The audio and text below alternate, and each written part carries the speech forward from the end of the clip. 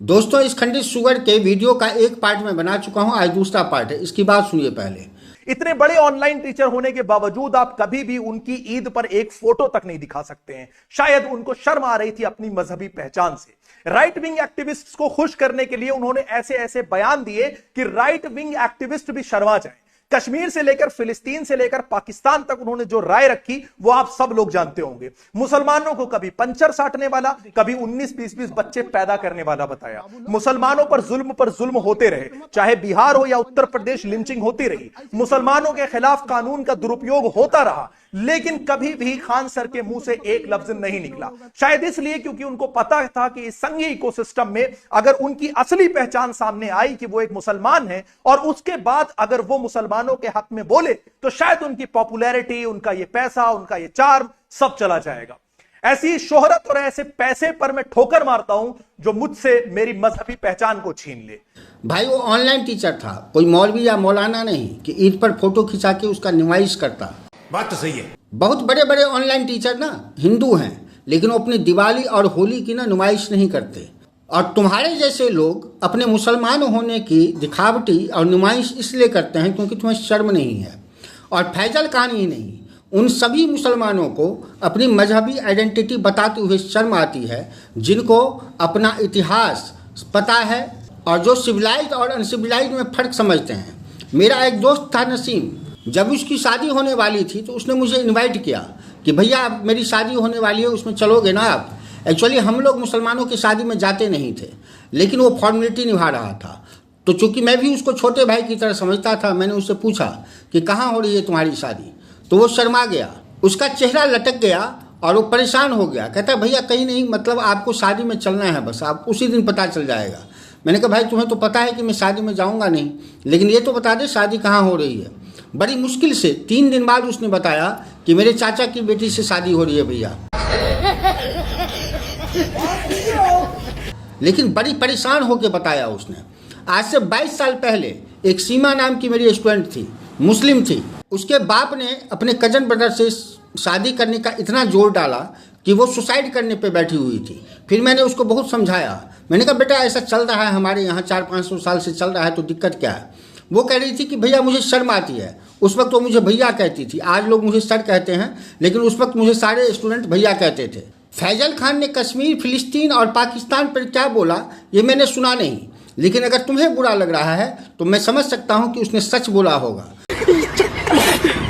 क्योंकि तुम्हारे जैसे मुसलमान को हर सच्चे इतिहास से परेशानी है। अपनी बेशर्मी छुपाने के लिए तुम्हें झूठी इतिहास पढ़ाया जाता है मौलानाओं के द्वारा, आसमानी नॉलेज दी जाती है तुम्हें मौलानाओं के द्वारा। बात तो सही है। अभी पाकिस्तान को ही देख लो, उसके रक्षा मंत्री ने बताया कि हमारे पूर्वज हिंदू थे, जबकि 70 साल से वहाँ के बच्चों को यह समझाया जा रहा था कि हम तो बाय बर्थ ही मुसलमान हैं, मुसलमान हैं। जरा सोच आज वहाँ के मुसलमान बच्चे की साइकोलॉजी पर क्या फर्क पड़ रहा होगा। इस बात के बारे में सोचना चाहिए फिरोज तुम्हें। 10 करोड़ पॉपुलेशन वाला बिहार 100 IAS पैदा करता है और 20 करोड़ पॉपुलेशन वाला यूपी 100 IAS पैदा करता है, लेकिन फिर भी बिहारियों को नीचा दिखाया जाता है पूरे इंडिया लेवल पर। क्योंकि वो पंजाब जाते हैं लेबर का काम करने के लिए, दिल्ली में आते हैं लेबर का काम करने के लिए, डिफरेंट स्टेट में जाते हैं लेबर का काम करने के लिए। आज भी 58% लिटरेसी रेट है बिहार का, और हर बिहारियों को ये सच एक्सेप्ट करना पड़ता है और मुंह बंद रखना पड़ता है। जबकि हम इतना ज़्यादा डायमंड के प्रोड्यूसर हैं, उसके बावजूद भी यहाँ तो 80% मुसलमान जो है या तो वो पंक्चर साटता है और 19-20 बच्चे पैदा करने की ख्वाहिश रखता है और पब्लिकली बोलता है। तो अगर फैजल खान ने इसे बोल दिया तो क्या ऐसा गुनाह कर दिया उसने सच बोला। और हर सच्चाई से तुम लोगों को परेशानी इसलिए होती है क्योंकि तुम लोग बेशर्म हो। देश में पहली बार मुसलमानों को कानून के बारे में पता चला है कि कानून भी कुछ चीज़ होती है, तो तुम उसे टॉर्चर बताते हो और तुम उसे लिंचिंग बताते हो।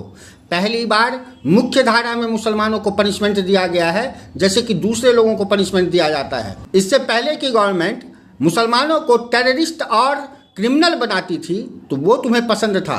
आज की गवर्नमेंट मुसलमानों को सिविलाइज बना रही है तो तुम्हें पसंद नहीं है, क्योंकि तुम्हें पता है कि मुसलमान अनसिविलाइज ही अच्छा लगता है और तेरे जैसे लोग मुसलमान को अनसिविलाइज ही देखना चाहते हैं। बात तो सही है। जब वो खान सर था तब भी संघी इकोसिस्टम को पता था कि वो मुसलमान है, और जब वो फैजल खान है तब भी इकोसिस्टम को पता है कि वो मुसलमान है, और वो मुसलमान है इसलिए इतना ज़्यादा पॉपुलर हो पाया। अगर वो हिंदू होता ना, तो मैंने कई बार बताया है कि इतने बड़े बड़े टीचर हैं हिंदू, जो एक बार मूत देना तो 500-600 खान सर पैदा ले लेगा वे।